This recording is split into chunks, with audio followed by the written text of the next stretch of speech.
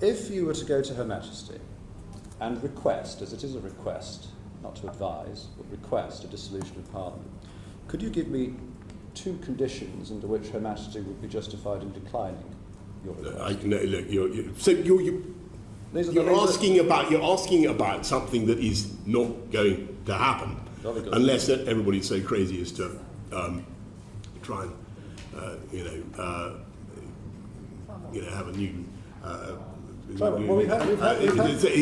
going to get on. No, there is no. I don't think the people of this country want to have an election, and I certainly don't. Excuse me, Prime Minister, you said it's not going to happen unless what? Well, I think that the history teaches us that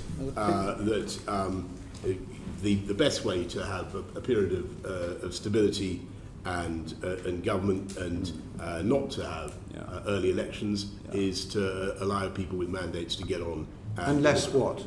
Unless what? That's what I'm saying. So the history teaches, you said unless what?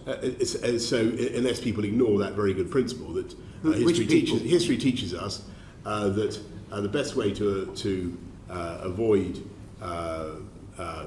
pointless political disturbance is to allow a government that has a mandate to get on and deliver its mandate. And that's unless what? That is what we're going to do. So I think what you're alluding to is... Sorry, Mr. Ragg, just a minute. The Prime Minister said... Unless people forget that. What does that mean?